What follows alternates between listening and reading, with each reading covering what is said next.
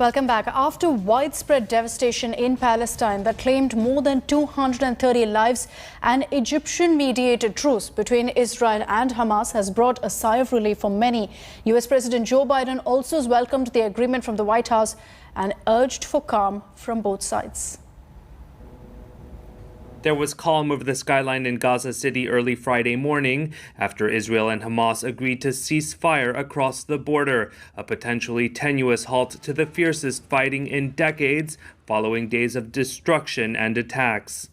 Israeli Prime Minister Benjamin Netanyahu's office said his security cabinet had voted unanimously in favor of a mutual and unconditional Gaza truce proposed by Egypt. Hamas said the ceasefire would be mutual and simultaneous. Abu Ubaida is the spokesman of the Hamas armed wing. With the help of God, we were able to humiliate the enemy, its fragile entity, and its savage army. The whole world saw the shame of this regime, whose leaders are proud of striking buildings and houses. They are also proud of killing children and women. U.S. President Joe Biden welcomed the agreement from the White House and urged calm from both sides. The United States committed to working with the United Nations, and we remain committed to working with the United Nations and other international stakeholders to provide rapid humanitarian assistance and to marshal international support for the people of Gaza and the Gaza reconstruction efforts. I believe the Palestinians and Israelis equally deserve to live safely and securely and to enjoy equal measures of freedom, prosperity, and democracy. My administration will continue our quiet and relentless diplomacy toward that end.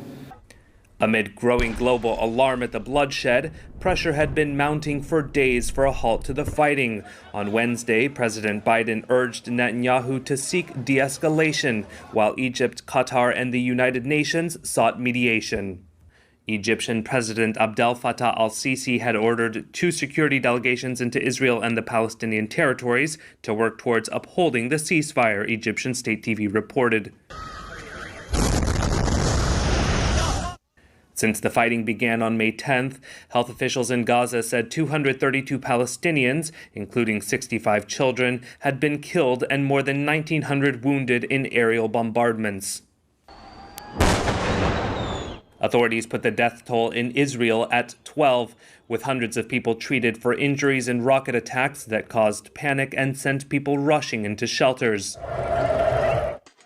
The violence was triggered by Palestinian anger at what they saw as Israeli curbs on their rights in Jerusalem, including during police confrontations with protesters at Al-Aqsa Mosque.